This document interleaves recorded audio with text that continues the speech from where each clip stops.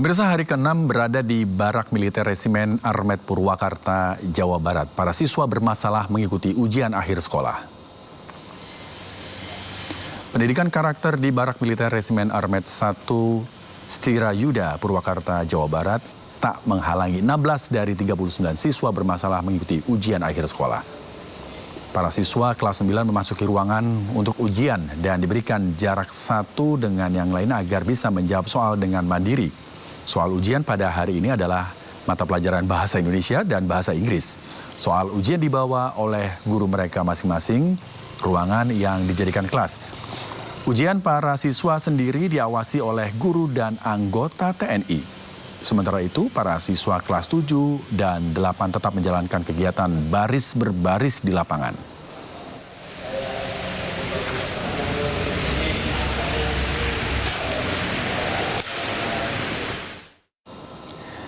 Menteri HAM Natalius Pigai menilai program pelajar masuk barak militer tidak melanggar hak asasi manusia. Namun ia menegaskan bahwa pendidikan di barak militer tidak boleh ada hukuman fisik. Kementerian HAM menilai kebijakan Gubernur Jawa Barat yang memasukkan pelajar bermasalah ke barak militer tidak melanggar hak asasi manusia. Dengan catatan tidak ada hukuman fisik yang diberlakukan pada para pelajar oleh tentara pembimbing di barak. Menteri HAM Natalius Pigai mengatakan hal itu didasarkan pada alasan kebijakan Pemprov Jawa Barat yang hanya ingin mendidik disiplin pelajar, bukan mendidik pelajar secara militer. Kementerian HAM juga meminta Kementerian Pendidikan Dasar dan Menengah untuk mengeluarkan peraturan agar program pelajar bermasalah masuk barak dijadikan dan dijalankan di seluruh Indonesia. Jadi gini ya, yang terkait dengan kebijakan Gubernur Jawa Barat yang mau bukan mengirim ya, mau mendidik ya, mau mendidik anak-anak nakal di barak tentara. Dalam perspektif HAM, saya pertegaskan tidak melanggar HAM. Ya, karena apa? Kalau itu tidak dilakukan yang disebut corporal punishment. Corporal punishment itu adalah sebuah hukuman fisik yang selama ini sudah ribuan tahun berlangsung, di mana ada pendidiknya memberi hukuman kepada yang dididik dengan cara yang agak sedikit bertentangan dengan prinsip. Misalnya cubit telinganya, dipukul tangannya supaya dia disiplinnya. Sepanjang tidak melakukan corporal punishment yang dulu, zaman dulu di sekolah kami yang sudah senior-senior ini, kalau guru mau didik kami kan cubit telinga, dia pukul ya, atau pukul kakinya supaya kami disiplin atau supaya kami robah. Itu namanya corporal punishment. Boleh lihat di Google supaya lebih jelas. Kalau itu menurut saya, keyakinan saya di Jawa Barat itu bukan corporal punishment, tapi mereka mau dididik mental, karakter, dan disiplin dan tanggung jawab. Kalau pendidikan yang berorientasi pada pembentukan disiplin, pembentukan mental, pembentukan karakter, dan pembentukan tanggung jawab, maka tidak melanggar HAM dan kami mendukung pemerintah Jawa Barat itu. Gubernur Jawa Barat telah memulai langkah nyata. Kementerian pun memberi restu dari Jakarta. Asal tidak ada tindakan fisik yang menciptakan luka, pembinaan militer pada remaja dinilai tidak melanggar hak asasi manusia. Namun sejauh mana pengawasannya bisa benar-benar dijalankan tanpa celah? Untuk membahasnya lebih dalam, sudah bergabung bersama kami malam ini ada staf khusus Menteri HAM bidang transformasi digital dan komunikasi publik. Selamat malam Pak Thomas Suharta. Selamat malam Mas Rizky. Ya, ada juga Koordinator Nasional Jaringan Pemantau Pendidikan Indonesia, Bang Ubaid Matraji. Selamat malam Bang Ubaid. Selamat malam Bang Rizky dan Pak Thomas. Ya, Baik. selamat malam Mas Ubaid. Saya ke Pak Thomas terlebih dahulu. Pak Thomas, apa dasar hukum yang membuat program pelajar masuk barak militer ini dinilai tidak melanggar hukum? Tidak melanggar hukum Tidak atau melanggar hak asasi HAM, Mas manusia. Rizky? Iya, Ya. iya. Jadi sebenarnya jelas ya apa yang disampaikan oleh Pak Menteri HAM itu konferensi pers sore tadi. Saya rasa pesannya jelas, beliau menyampaikan sepanjang tidak menyangkut corporal punishment yang terkait dengan hukuman fisik, entah itu memukul, entah itu tadi Pak Menteri mencontohkan mencubit hukuman-hukuman yang sebenarnya sifatnya fisik, mungkin zaman-zaman dulu sempat diberlakukan hukuman-hukuman seperti ini. Itu yang disebut sehingga oleh Pak Menteri secara jelas disampaikan sepanjang tidak menyangkut corporal punishment ini, maka pendidikan atau anak-anak bermasalah yang dikirim ke barak-barak militer untuk dididik, yang tujuannya, sekali lagi yang tujuannya untuk mendidik mental dalam konteks pendidikan karakter, melatih kedisiplinan, melatih tanggung jawab, itu tentu tidak melanggar hak asasi manusia. Baik. Kira-kira intinya di situ, Mas Ya. Rizky. Lalu siapa yang bisa menjamin kalau memang di sana tidak ada hukuman fisik dan mekanisme pengawasannya bagaimana? Nah, kalau kita ikuti yang disampaikan oleh Pak Gubernur Jawa Barat ini kan sebenarnya berangkat dari keprihatinan sebenarnya. Apa sih yang sebenarnya yang menjadi temuan? Itu yang kita baca juga kan dalam berbagai pemberitaan media. Jadi ada beberapa isu utama yang jadi keprihatinan Kang Deddy selama ini. Misalnya ada anak remaja yang terlibat tawuran. Itu satu. Terus yang kedua, ada juga anak yang terlalu mengalami kecanduan game online. Sampai kemudian mereka tidak tidur, bergadang, berlarut sampai pagi. Lalu yang ketiga, ada anak-anak atau pelajar yang terlibat dalam minuman-minuman oplosan misalnya. Dan ada keprihatinan-keprihatinan lain yang sebenarnya menimbulkan keresahan. Dan ada seorang pemimpin yang ingin meletakkan ini, mencari solusi begitu. Akhirnya dicarilah solusi, coba dididik di barak militer. Jadi concern kita sebenarnya melihat intensi atau tujuan dari program ini dalam konteks pendidikan mental karakter dari anak-anak yang dianggap bermasalah ini. Nah, menjawab pertanyaan Mas Rizky tadi, lalu siapa yang menjamin atau bagaimana pengawasannya? Iya. Nah, sebenarnya kita bisa ikuti ya. Jadi sebenarnya apa sih yang terjadi selama anak-anak ini ada di dalam pendidikan di barak militer ini? Kalau kita ikuti juga dari pemberitaan dan informasi terbatas yang bisa kita terima, anak-anak ini dilatih bangun pagi jam 4 misalnya. Jam 4 mereka bangun pagi, lalu melakukan ibadah, terus lanjut dengan kegiatan sarapan pagi, lalu ada kegiatan merapikan tempat tidur sendiri, sampai kemudian juga ada pelajarannya yang didatangkan oleh mereka, mendatangkan guru juga di sana. Terus waktu untuk tidur malam sekitar jam 10 sudah disuruh untuk tidur. Jadi pola-pola seperti ini yang dilakukan di sana. Iya. Kembali tadi ke pengawasan.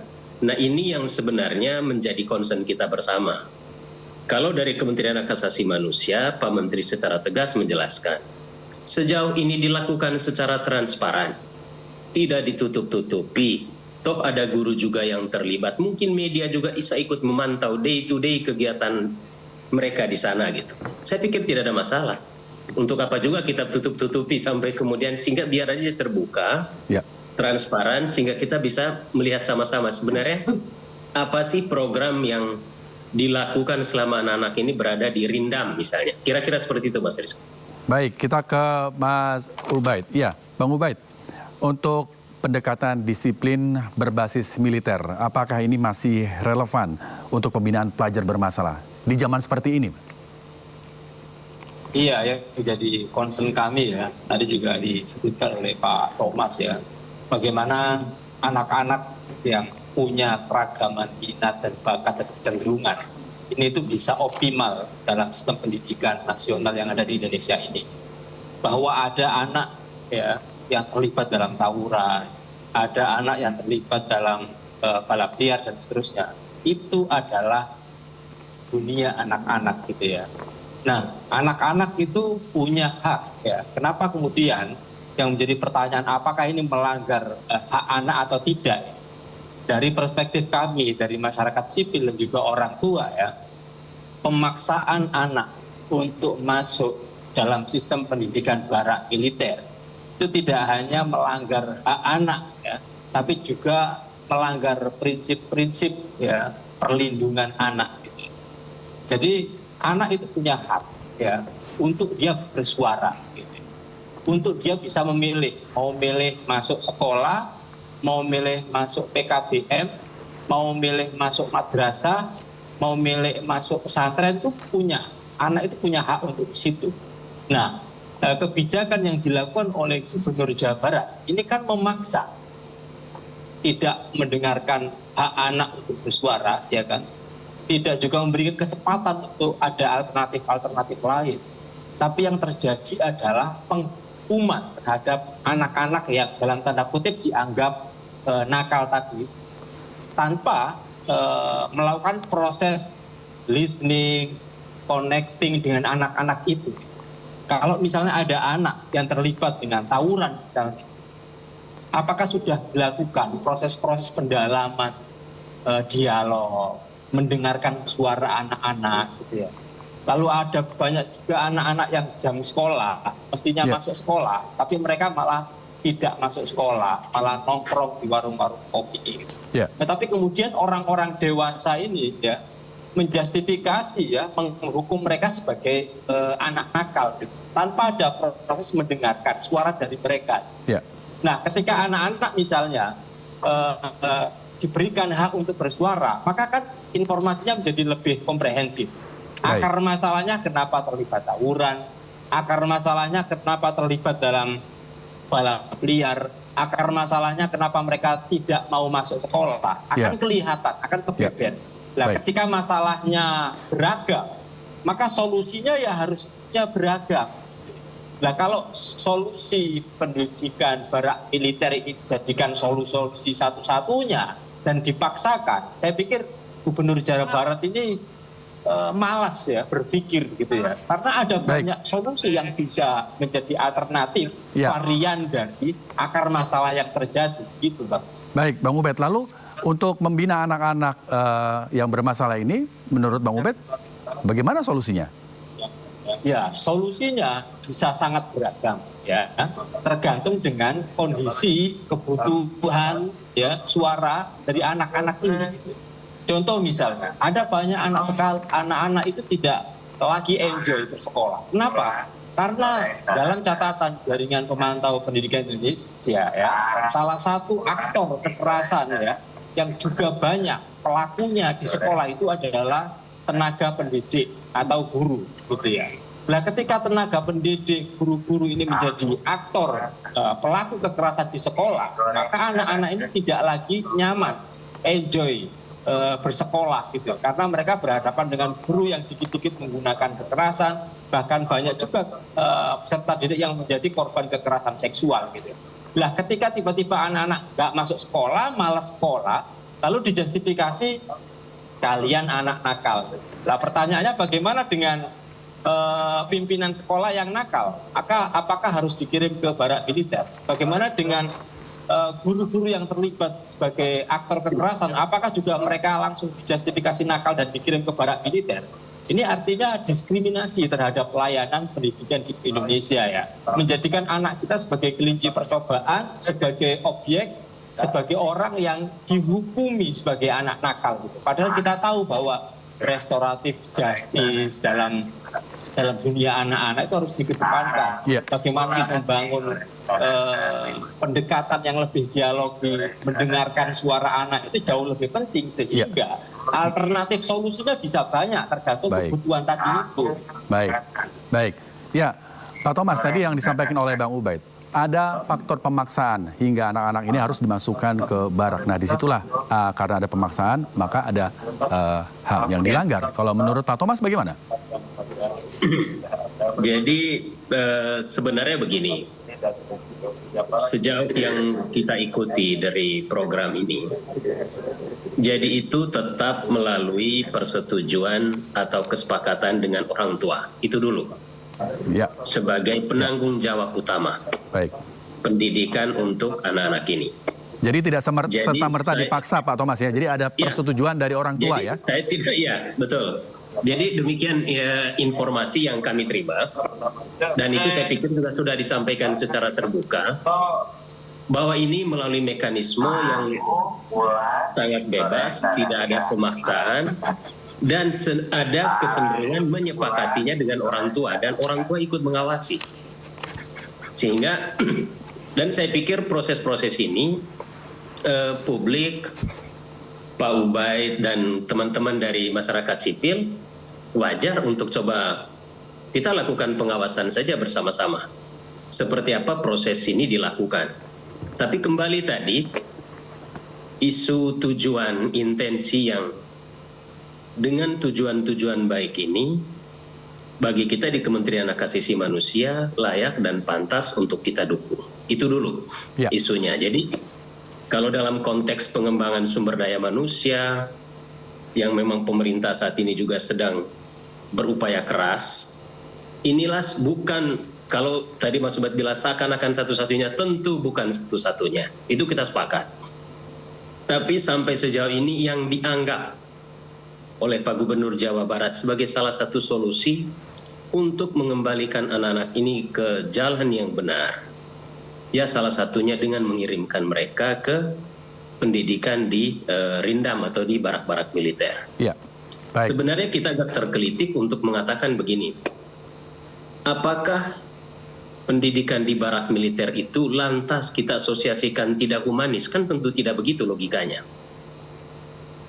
Kira-kira begitu Mas Rizky. Jadi seakan-akan anak-anak ini yang kita anggap mungkin di sana disiksa, mungkin anak-anak itu diintimidasi, atau proses-proses lain yang berpotensi misalnya melanggar asasi manusia. Nah ini yang kita awasi sama-sama. Makanya tadi saya sampaikan betul, sejauh ini dilakukan secara transparan, media, masyarakat sipil, kita semua memantau kegiatan apa sih sebenarnya day to day yang dilakukan di sana itu. Sebelum kita mencurigai terlalu jauh. Kira-kira begitu Mas Rizky. Ya Pak Thomas, kita bicara soal dampak. Nah, dampak psikologis bagi mereka-mereka ini, anak-anak yang sudah masuk barak. Dampak psikologis jangka panjangnya nih, bagaimana nih Bang Ubaid? Apakah cukup berdampak nantinya? Apalagi ada stereotip bekas anak nakal gitu ya, yang pernah masuk ke barak militer begitu. Ya, anak-anak usia sekolah ini butuh pendampingan secara psikologis lebih serius gitu ya. Tidak kemudian dihukum sebagai anak nakal, dihukum 1 tahun harus belajar di militer. Ini dari perspektif manapun, ini jelas ini penghukuman. Karena tidak ada kesempatan anak ya untuk diberikan kesempatan untuk berbicara, bersuara tentang apa yang dia rasakan, apa yang diinginkan, apa kebutuhan dia gitu. Bahkan ketika anak-anak dipaksa dan dihukumi untuk menjalankan sesuatu kegiatan, entah itu di sekolah, entah itu di rumah, entah itu di barak militer, kalau mulanya adalah dipaksakan, ya dihukum, pasti nggak akan ada dampak apa-apa. Bahwa kita tahu nggak ada, pendidikan itu harus diawali dari kesadaran diri sendiri. Kesadaran diri sendiri untuk menyadari bahwa kenapa saya harus bersekolah. Lalu dari situlah kemudian dia dengan sendirinya belajar itu nggak usah disuruh. Tapi ketika kesadaran untuk bersekolah, belajar itu nggak ada, mau ditabokin setiap hari juga nggak bakal belajar. Karena kesadaran itu nggak ada. Tapi ketika kesadaran itu muncul, maka nggak perlu disuruh ujian itu belajar sendiri gitu. Baik, Bang Ubaid. Soal pendekatan korporasi di militer dan seterusnya, menurut saya itu pasti akan terjadi. Kalau di barak militer tidak dengan menggunakan cara-cara kekerasan, kita nggak punya imajinasi lain soal militeris di Indonesia ya, selain dengan menggunakan cara-cara itu. Yang selama ini terjadi misalnya di sekolah-sekolah kedinasan, itu kan banyak sekali peserta didik yang meregang nyawa gitu. Nah, apakah ini kemudian akan terjadi di anak-anak yang dihukum nakal ini? Semoga saja tidak terjadi gitu ya. Karena itu akan seakan-akan lari dari statement Pak Gubernur ya, ketika dikatakan misalnya pengiriman ke barak militer ini bukan satu-satunya. Orang ini jelas satu-satunya kok. Kalau bukan satu-satunya, maka siswa ya, murid ini akan diajak ngobrol, sehingga misalnya yang lebih memilih misalnya ada sistem pesantren itu lebih enjoy bagi mereka, ya ada alternatif masuk pesantren misalnya. Oh, ternyata nggak perlu masuk pesantren, nggak perlu masuk barak militer, tapi ada kerjasama dengan orang tua, dengan mendatangkan pendamping psikolog misalnya. Itu bisa ada pilihan, tapi kan nggak ada alternatif itu. Yang terjadi adalah satu-satunya pilihan ke barak militer ini. Baik, Bang Ubed. Tadi yang seperti disampaikan oleh Pak Thomas, ini adalah salah satu cara yang disampaikan oleh Gubernur Jawa Barat. Tapi kita simak dulu bagaimana tanggapan Gubernur Jawa Barat, Deddy Mulyadi, terkait pro kontra sekolah militer ini. Kalau pro kontra kan bagus, artinya bahwa apa yang saya lakukan diperhatikan. Nah kemudian kan ada kecemasan-kecemasan atau kekhawatiran-kekhawatiran karena di lembaga atau tempat militer, tempat pendidikan militer, ya kan? Karena dianggap anak-anak ini tidak punya kewajiban atau tidak punya keharusan, bahkan dianggap tidak boleh militer memberikan pendidikan pada anak-anak remaja, ya kan? Tetapi menurut saya, pertama, tentara ini banyak ngajar loh di daerah-daerah terpencil. Yang kedua, SMA Taruna Nusantara itu tertentara loh, pelatihnya, gurunya. Ketiga, sekolah-sekolah yang yayasannya di bawah TNI, itu SMA dan SMK, itu tentara loh gurunya. Nah yang keempat, paskibraka ini, pramuka ini banyak dilatih oleh tentara, gitu loh. Jadi kan bukan barang baru. Nah, kemudian yang berikutnya adalah kritik itu saya sampaikan begini, daripada kita ribut-ribut ngeramein urusan hanya dalam wacana, perdebatan tidak berakhir, mending yuk kita tangani bersama-sama, ya kan? Provinsi Jawa Barat gubernurnya misalnya nanti menangani 1.000 orang anak-anak yang berperilaku khusus. Nanti Komnas HAM nanganin berapa, KPAI nanganin berapa dengan metodologinya masing-masing. Di antara metodologi itu nanti kita uji mana yang paling sukses, itu lebih baik. Atau saya mengundang Komisi 10, KPAI, Komnas HAM berkunjung saja ke barak tempat pelatihan. Ya, saya ke Pak Thomas. Pak Thomas, apa langkah korektif yang disiapkan jika nantinya ditemukan pelanggaran di lapangan, Pak? Jadi kembali Mas Rizky ya, jadi saya pikir statement dari Pak Gubernur Jawa Barat sangat clear dan jelas. Tinggal sekarang benar seperti yang Mas Rizky sampaikan tadi, lantas langkah korektif apa kalau di dalam perjalanannya terjadi masalah atau penyimpangan begitu. Nah, saya sampaikan saja di sini melalui forum yang istimewa ini bahwa di hari Kamis besok ini Pak Gubernur Jawa Barat akan menemui Menteri Hak Asasi Manusia di kantor Kementerian HAM di Jakarta. Nah, tentu kesempatan ini menjadi kesempatan yang baik. Dua pemimpin kita, Pak Gubernur Jawa Barat dan Pak Menteri HAM, berdiskusi atau bertukar pikiran sambil menggali hal-hal apa saja, termasuk yang dikatakan oleh Mas Rizky tadi, untuk meminimalisir potensi-potensi kalau di dalam pelaksanaan kebijakan atau program ini ternyata ada penyimpangan misalnya. Nah, makanya kepentingan Kementerian Hak Asasi Manusia untuk tetap menjadi jembatan begitu ya, menjadi jembatan agar niat baik ini di dalam pelaksanaannya betul-betul pruden, tidak melanggar HAM, dan betul-betul bisa berbuah baik dalam konteks kebaikan untuk anak-anak ini. Tetapi saya ingin menekankan lagi, kita mungkin agak menghindari istilah seakan-akan anak-anak ini dihukum. Kan tidak ada terminologi yang secara eksplisit untuk mengatakan mereka dihukum, kan tidak. mereka ke sana dididik, jadi bahasanya mungkin akan jauh lebih positif ke arah sana. Nah, tinggal kita sama-sama mengawasi teman-teman Mas Ubaid, media, Mas Rizky, dan kita semua. Saya pikir untuk bisa sekali lagi memantau proses ini betul-betul berjalan dengan baik, tidak terjadi penyimpangan. Itu kira-kira, Mas Rizky. Baik, saya ke Bang Ubay. Bang Ubay, nah perlukah ada satu regulasi dari Kementerian Pendidikan sebelum program ini dijalankan secara nasional? Kalau menurut Bang Ubay bagaimana? Saya belum sampai sejauh sampai regulasi ya, bahkan usulan sampai diberlakukan di seluruh provinsi dan daerah gitu. Saya menanggapi sedikit dari pernyataan Pak Thomas tadi ya, tidak ada penghukuman.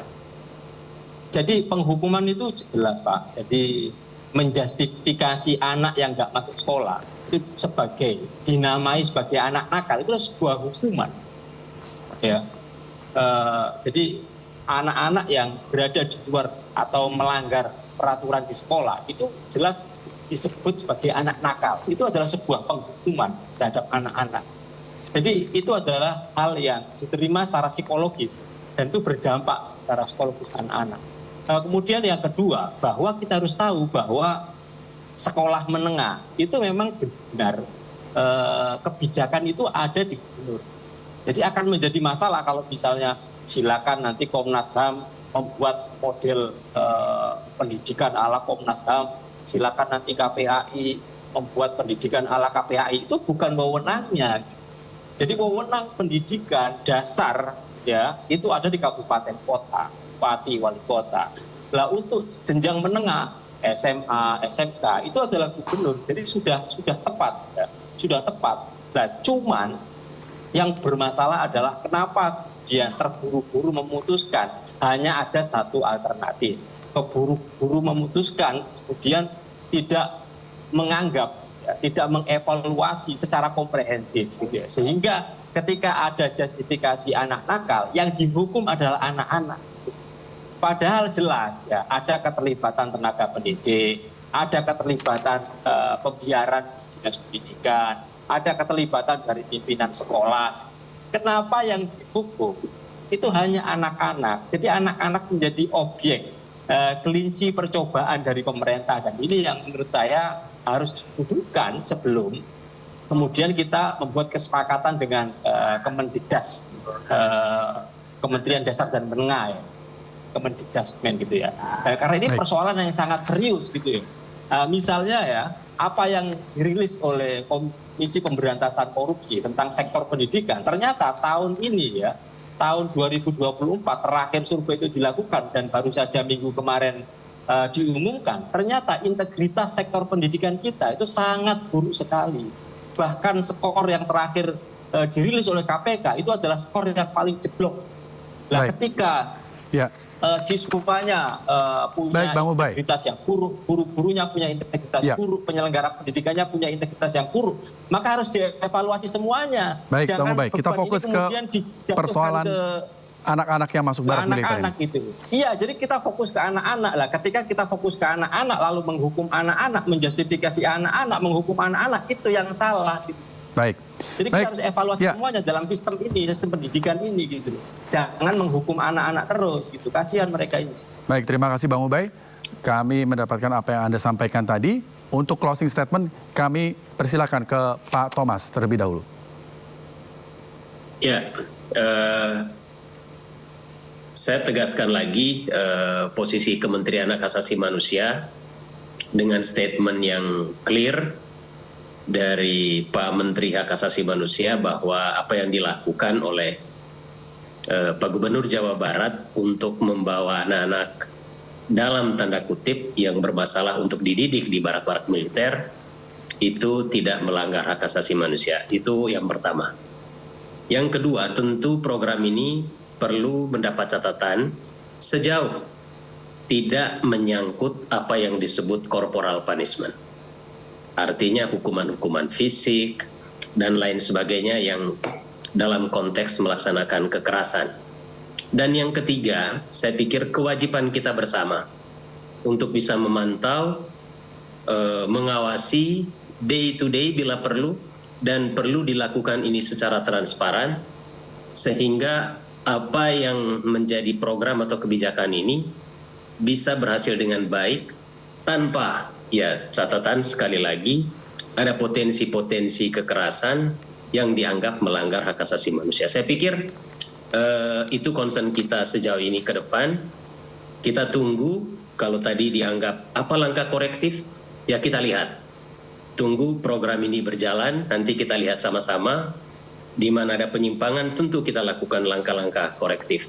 Saya pikir sementara ini kita hargai dulu niat baiknya, tujuan baiknya, dan Kementerian Hak Asasi Manusia ikut mendukung program baik yang dilaksanakan oleh Gubernur Jawa Barat ini. Terima kasih, Mas Rizky. Terima kasih Pak Thomas. Singkat saja ke Bang Ubed, waktu kita terbatas. Closing statement Ya, untuk Anda. singkat, kami ingin anak-anak yang sedang belajar di sekolah ini perlu mendapatkan pendampingan psikologis secara khusus. Jadi ini penting untuk ditempuh. Kemudian yang kedua, dukungan lingkungan, ya, lingkungan sekolah, lingkungan masyarakat, lingkungan keluarga ini jauh lebih dibutuhkan kepada anak-anak ini daripada dihukum sebagai anak nakal lalu dipaksa untuk masuk ke dalam barak militer. Yang kedua, masalah yang dihadapi, tantangan yang dihadapi oleh anak-anak itu beragam, maka kami berharap bahwa Gubernur bisa memberikan solusi yang ada banyak alternatif sesuai dengan kebutuhan anak-anak, sesuai dengan akar masalah yang melatar belakangi kenapa anak-anak itu melakukan hal yang bermacam-macam itu. Sehingga ketika ada solusi yang beragam, ada banyak alternatif, maka penyebab dari masalah ini semua itu bisa teratasi dengan baik. Baik, terima kasih Bang Ubay, Pak Thomas atas waktunya dalam program sedang berjalan. Sama-sama Mas Rizky, Mas Sekarang Ubay, terima kasih. bersama-sama kita mengawasi bagaimana semuanya, program ini Mas berjalan Thomas, agar Mas tidak ada lagi atau tidak ada kekerasan fisik yang menimpa anak-anak remaja yang ada di sana. Terima kasih atas waktunya, selamat malam. Malam. Selamat malam.